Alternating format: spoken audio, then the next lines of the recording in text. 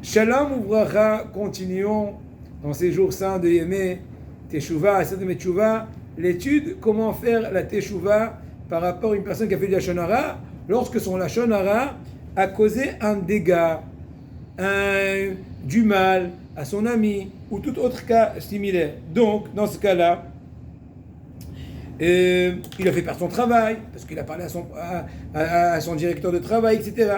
Donc, dans ce cas-là, mis à part le fait qu'il a besoin de faire tchouva vis-à-vis d'Hachem, qui a interdit la Lashon Hara, il a transgressé cela, ce qu'on a dit dans le cours précédent, regretter, reconnaître, accepter au futur, ce qu'on appelle harata, vidou et kabbalah. Mais avant cela, il faut auparavant qu'il s'arrange avec son ami. D'ailleurs, on dit comme un exemple que le roi, il te dit, avant de me demander pardon, amène-moi un mot d'excuse de ton ami. Une fois que tu auras un mot d'excuse de ton ami, tu peux venir me demander à moi pardon.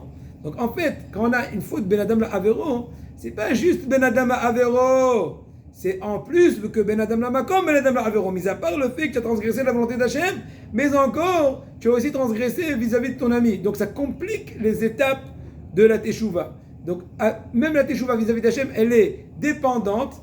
Quand au préalable, tout d'abord, il faut au préalable demander pardon à son ami.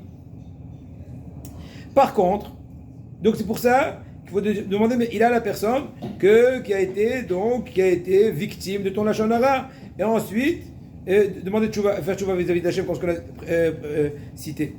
Dans cette personne-là sur laquelle on a parlé de Lashon Hara, il n'est pas encore conscient du dégât qui lui a été causé de par la médisance de celui qui veut maintenant lui demander pardon. C'est lui qui a causé tout ce problème-là. Eh bien, en général, il faut quand même lui dire que c'est moi qui suis à l'origine de tout et demander, mais il a. Non. Et plus que cela, il faut en général détailler la faute. Lui dire, voilà ce que j'ai dit, voilà ce qui a été engendré, je demande pardon, je suis prêt à te donner une somme d'argent pour essayer de te montrer mon sincérité, que j'ai bon regret. J'ai cette anecdote, il a.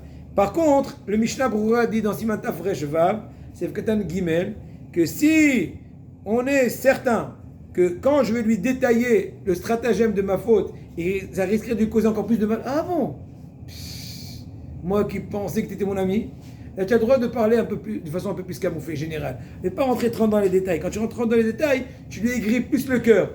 Écoute, je suis très gêné, je ne peux même pas trop te détailler parce que j'ose même pas, mais c'est moi qui étais à l'origine de tel et tel mal. Sans lui dire, il s'est passé, j'ai dit, je ne sais pas ce qui m'est arrivé, parce que je risquerais de causer plus de mal, plus de honte. Donc, quand tu viens demander pardon à ton ami, lui demander ta mère, tu n'as pas les yeux du mal, eh bien, c'est mieux de le faire par soi-même.